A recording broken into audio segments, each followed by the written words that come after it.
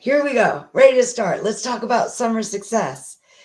Okay, so I don't know about you, but every May and June, sales slow down for me. And I always think, what's going on? And then I realize it's because in summer, sales seem to slow down for me. And I forget every year when that happens. So, what I wanted to talk about is how to make the most of summer, how to boost your sales, starting with using that time to source and listing. We're going to talk about listing for success in the summer, hiring help. For me, that means students that are now off during the summer and have some more time that they can work, holiday prep, using markdown sales and promotions to increase your sales, and brand optimization. So first, let's talk about sourcing. This is a time when neighborhoods are having big neighborhood garage sales. There's lots of estate sales. And so that's a great way to get it if you're buying and reselling, thrifting. There's just a lot more stuff. And people are moving during the summer. So for me, I do a lot of consignment sales. And I'm just getting lots of calls from people who all of a sudden are moving and they want to see if I can come and see what I can sell for them, so that they don't have to take everything with them that they're not using. So that's a great way to get stuff if you sell in consignment, or if you want to go to these garage sales, estate sales. Also, look at the neighborhood apps. People will put things on Facebook Marketplace, Nextdoor, and I'm seeing messages where they've put it on there, but now they're moving. They've got to go. So check the free section, and you can really get a lot of stuff at this time. And also use this time to list the things that people are looking for in summer. So what do you like to do? Think about that. Do you go rafting? Do you need, for me, I'm got another paddle board. I'm taking my nieces and nephews paddle boardings. Did I say paddle boardings? Yeah, I'm taking them paddle boarding. So what I've needed is life vests, rash guards. Maybe you like biking, e-biking. What do you need for that? Think about what people need in the summer. Oh, tents. I've had tents listed and they sell like right away in the beginning of summer. So think about what people need. What do you like to do? And then source for that stuff and get it listed in time for summer activities. Because even though people might be moving, they might be vacationing, what do they need for their vacation?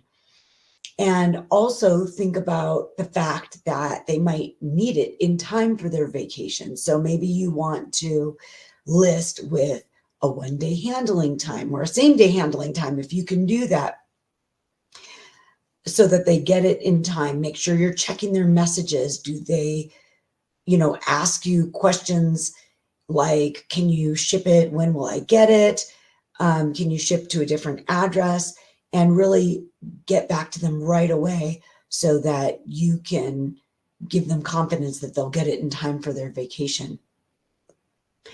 So this is a favorite topic of mine, but right now you've got a lot of high school and college students who are off of school and they're available. And these people are tech savvy automatically. They could be great photographers, and you can train them, and you can use this time. Why not use this time to get everything listed? No more death piles. Gone with the death piles. Get it all listed. I literally catch up with everything every summer.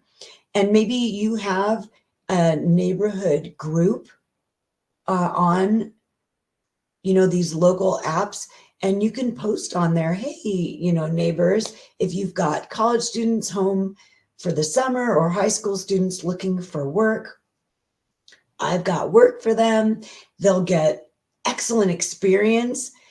You know, a lot of the students that have worked for me go on and start selling on their own eBay account, and they go off to college, and even before, while they're in high school, have their own successful eBay business that they start after working for me.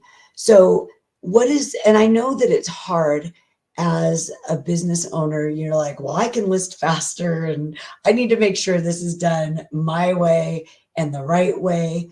So a great way to parcel it out is the way that I start people is on taking pictures. So I'll create drafts or have my more experienced employees create drafts. And then I'll have somebody who goes on a laptop into the drafts and uploads from mobile. So it sends a message to their cell phone that I have set aside for this particular, job on eBay listing. And then they add the photos and create some documents that reiterate what you train them how to do. Like, for example, how many photos do you want? How do you photograph shoes? You can get a pop-up little photo studio that can accommodate a lot of things that give the best lighting. And you can check that out on eBay and look for some of those. You can also ask me and I'll let you know what I got. So I'll have one person adding photos for things that fit in one of those pop-up photo studios. And then I have a separate section with lighting and with a backdrop of white. And then I hang a plastic mannequin on there. I have a female and a male mannequin. Those were really inexpensive, like $20, I think. And I have another student adding photos. So I have one cell phone that was my former cell phone, and that's the one that they add pictures using the upload with mobile. Then I also have an iPad. So I have that person just going right into the iPad and into the drafts, and then adding pictures of the clothing that I sell. So, and I couldn't help but to see a comment, talking about do your own work and make more money. I do. When the kids go back to school, a lot of times I'm like, I'm just going to do all of this by myself. And I just find out that I can make more money when I parcel out the things that I can train other people to do. And then I can do more of getting more expensive items to sell. And then I can list the items that are a little bit more complicated or maybe take some more experience to list.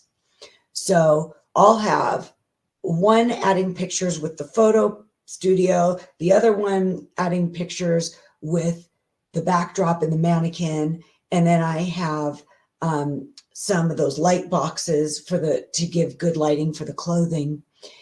And then I have, when someone's been, has had a little more experience, and this all happens within one summer, I will set them up with something that's all similar items to list. This is how I start them on creating drafts. So for example, in the picture here, you see Bryce, and he's got, if you can see it, some Barbie clothes. It's vintage Barbie clothing. Well, I had more than 2 tubs of vintage Barbie outfits, and I put Bryce just on that. So he was organizing it all, researching it all, and he was researching a lot of it using Google Lens. So it would find that outfit, and he could research what came with those particular things. And he got all the things together and then listed them all. So anyway, I'm putting one person on different tasks and then having them do that task over and over and over again. So let's see. I know I've talked a lot about hiring help. And then I just want to also say that And then when they get more experience, I might train someone on the shipping. And that way, when I go out of town, like right now, I'm out of town. I'm in Wyoming with my family for the week. And I have Zach right now doing my shipping every day. So I don't have to put things on vacation, and I can have income coming in. And he has been working for me part-time. He has school. He has a successful, baseball career. But part-time, he'll help me. And over the years, he has enough experience, and he's still not even in his last year of high school, that he can do the shipping while I'm gone. So I pay them a decent amount of money. I mean, I'll just tell you, you can determine whether you think it's decent or not. But I'm in Colorado, and I pay about $18.50 an hour. And the people I hire are exceptional. They do great in school. School is first. They do great in whatever sport they're in, if they're in a sport. And they do an exceptional job for me. Okay, and I also should have told you that I'm going to be talking for about 15 minutes, and then I'm going to try to answer as many questions as I have. Okay, so, and as far as determining how much to pay, well, I'm from California, so I used to look at what In-N-Out Burger paid and try to be competitive with them. All right, and then holiday prep. So I take this time to get organized. And for example, I have my nieces and nephews are out of school, and they like to organize my boxes, my shipping boxes. So I give them little jobs to do. I mean, I know this isn't a little job.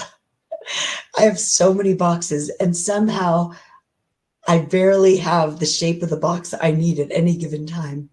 But this is a great time to get organized. Organize your inventory, organize your boxes, and while sourcing, keep an eye out for those gems. So maybe spend that extra time on marketing and sourcing. Create your goals. Spend this time. You're getting ready for the holidays. So take this time to set up what your goals are. How much do you need to make each month? What is that? What is your immediate goal? What is your long-term goal? And set up this time to do it. You've got the help with helping you list. What are your goals, and how are you going to get there? Thank you, Lisa, for the nice, kind words. Okay, let's see. What else do we have here? Was this my last slide? If so, I can dive into some of your questions. No, it wasn't. And we have something important to talk about. All right. Markdown sales and promos. I just learned some new things recently too. Okay. So first of all, are you guys using markdown sales? Whenever my sales slow down, I think, what is going on? Has everyone decided, like, I'm not going to buy Sherry's stuff anymore? Well, no, it turns out it's not a conspiracy. What it really is that I probably have a big markdown sale where I had like 500 items in it ended. So I really recommend pricing your items so that you then can create markdown sales and mark those items down. People like that. Then use coupons and create. Now, what I've already done is create private coupons and go into your buyer groups and under the marketing tab and send those coupons to your followers, to your buyers, people who've bought in 30 days or less or over 30 days, send it to everyone. Okay, so I did a lot of that, and I see a boost from that too. But then the thing that I most recently did was create a public coupon. And here's the cool thing about that.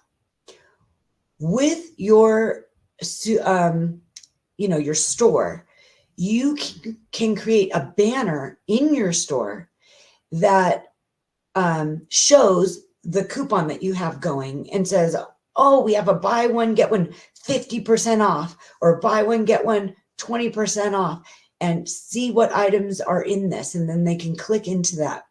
I've had some exciting stuff recently. And then I've got to get to your questions is you can look at your old inventory and start creating some really compelling, like buy one, get one. I have one that's buy one, get one 50% off. I want this stuff gone, this old stuff. And guess what? It's starting to work. I mean, some of that old fashion jewelry that I listed is selling.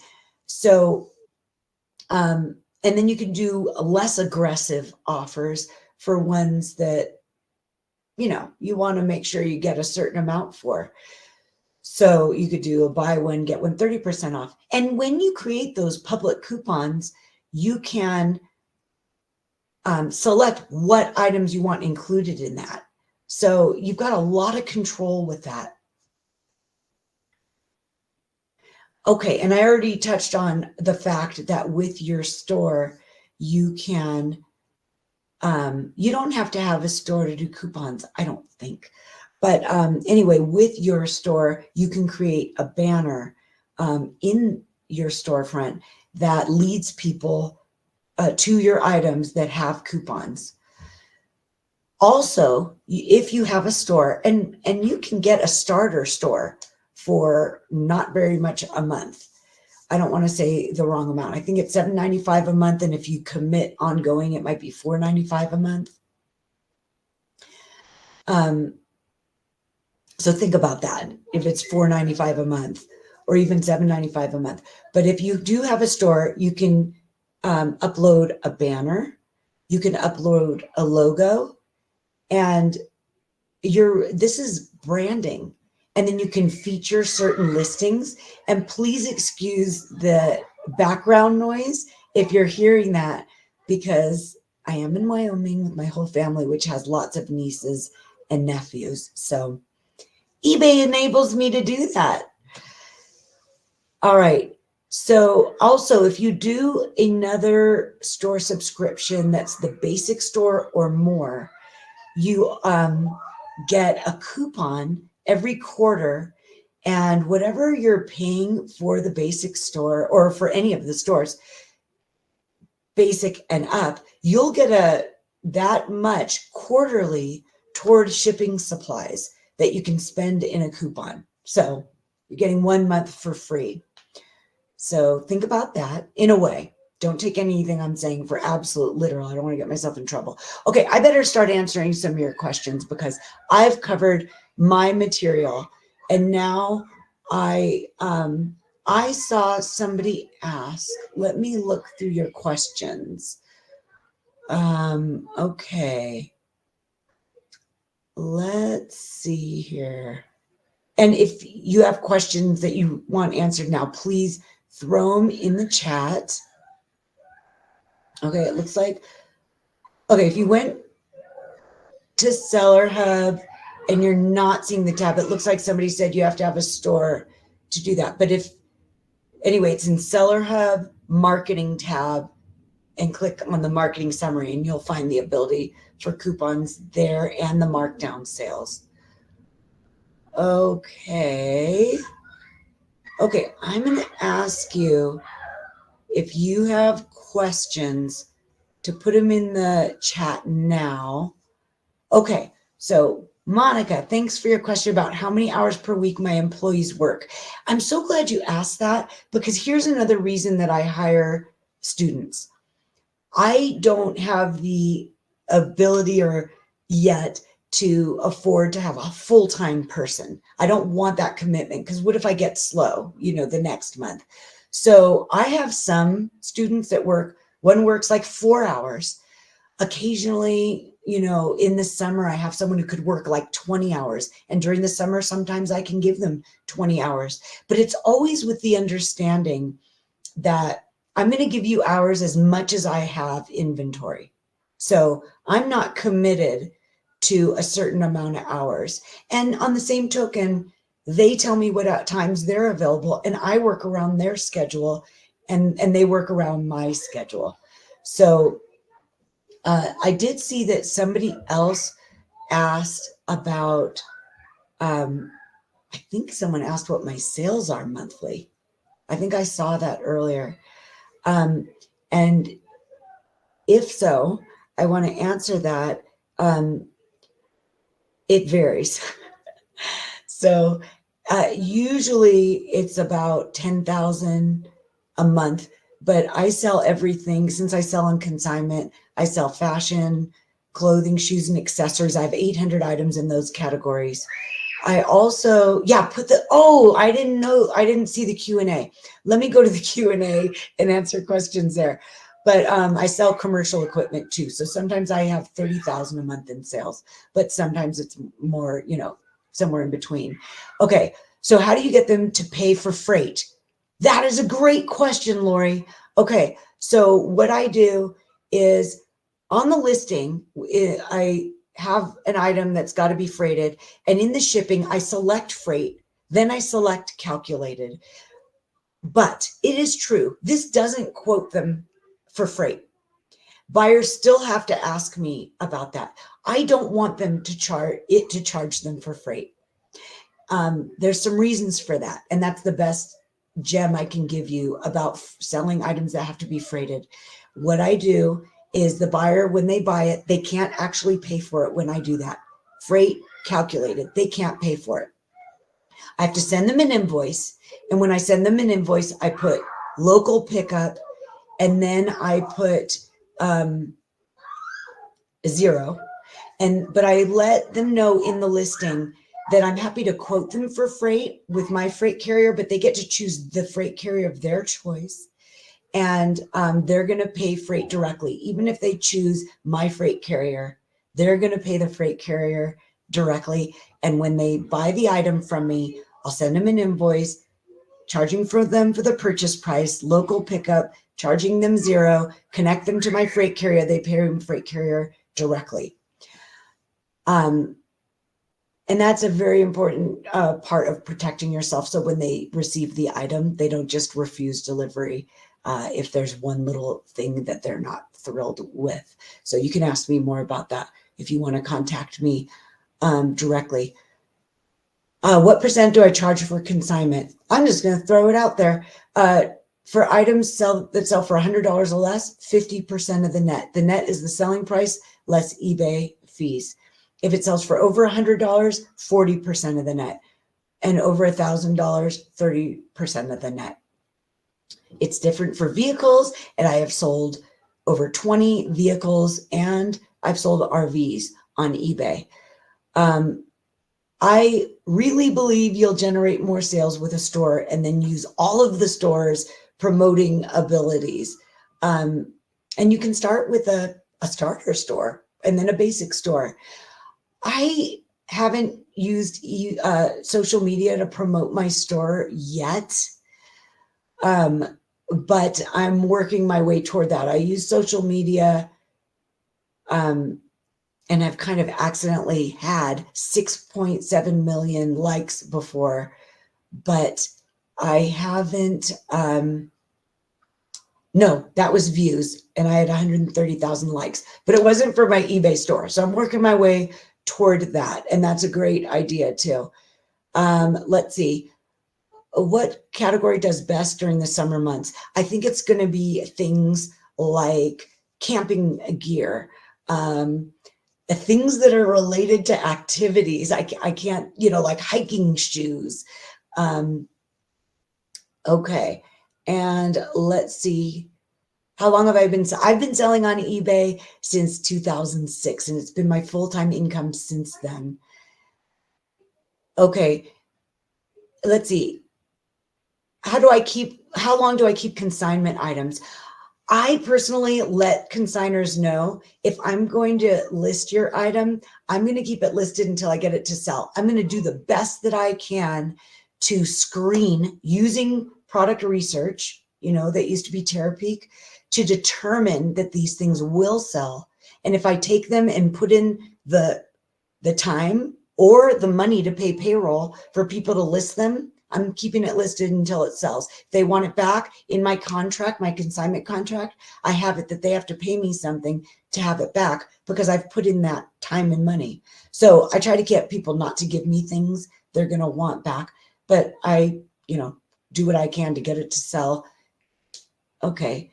And what other questions? Having more items on eBay helps sales if they're not. Yes.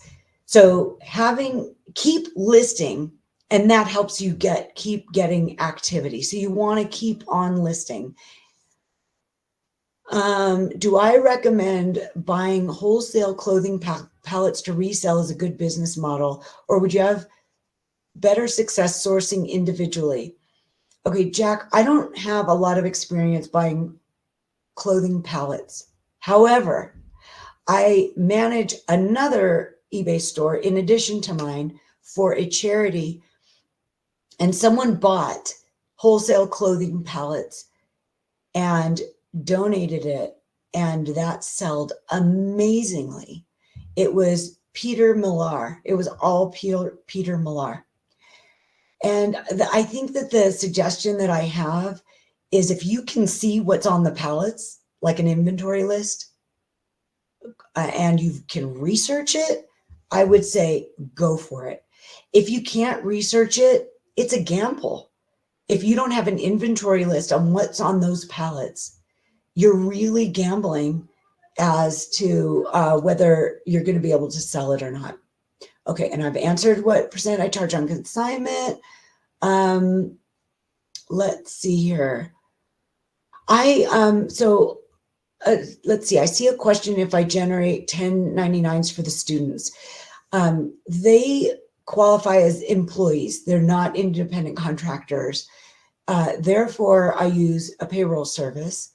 I personally do it through QuickBooks, and I use QuickBooks payroll service, and I love it. And it has a time tracking feature.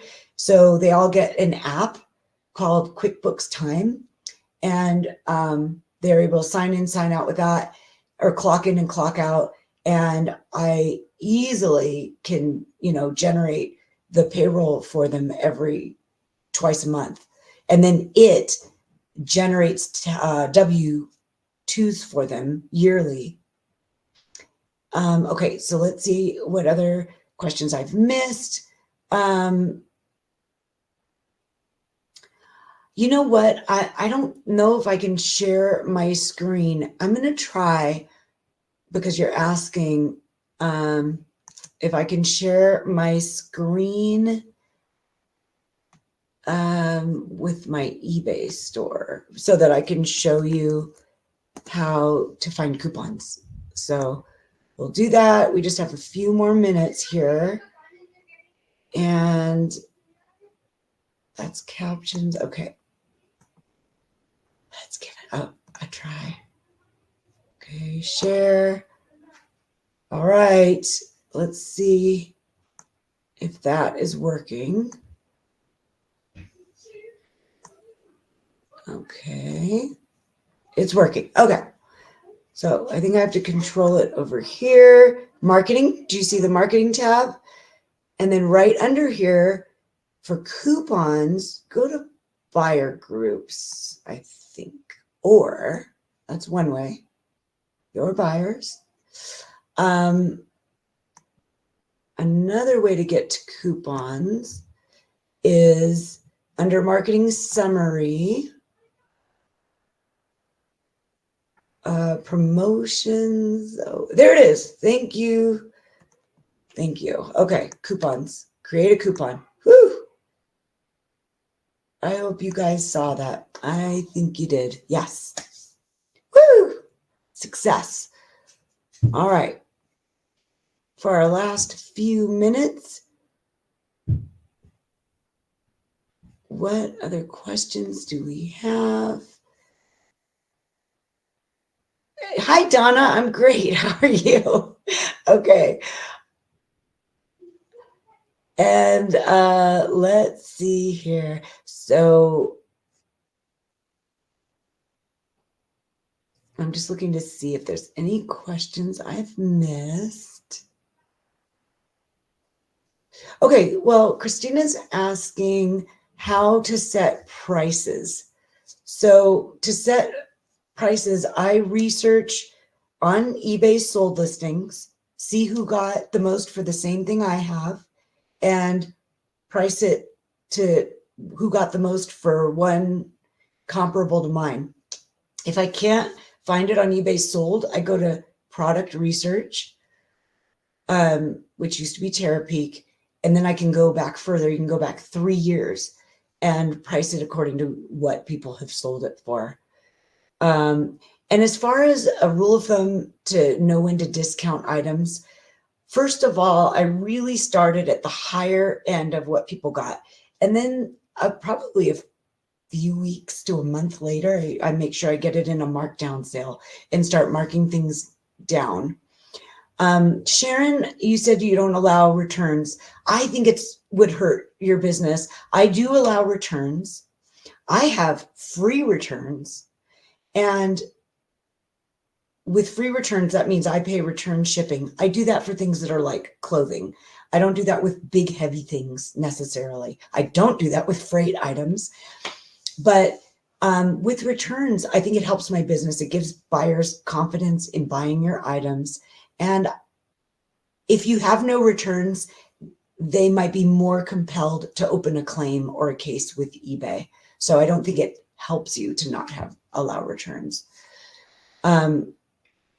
Donna, I have had things, I think I sold something recently that I had listed 5 years ago. It was one of my older items. Okay, and we have just 2 more minutes. I know you came in 10 minutes later, I believe. So we're going 10 minutes later. So, okay, Kathy's asking if I offer free shipping. Mostly I don't. I do offer free returns, which means I pay the return shipping. I use eBay's shipping calculator, put in the weight and put in the measurements, and it calculates the shipping. All right. And thank you, Insatiable Shopper. that's you're welcome. So let's see, for favorability with the algorithm, what a minimum do you recommend for daily or weekly listing? I don't have a number for you. I think, I mean, I try to, can you get like 10 items listed a day? If you can, I definitely think that's good. And that's something I've heard. And in my experience, that's worked well, as a minimum. So weekly, that'd be like 50 items. That's not going to apply to everybody. Let's see. Thank you, Donna. The name of the podcast that I co-host with Philip is called The Selling on eBay Radio Show, and you could find it at sellsellsell.online. And Philip's voice is much more awesome than mine. And that just about wraps it up. I think the networking rooms are probably starting now. So I think it's time for you guys to move over to those networking rooms. And thank you so much. Thank you, Jamie. Thank you all for being here and for the great questions.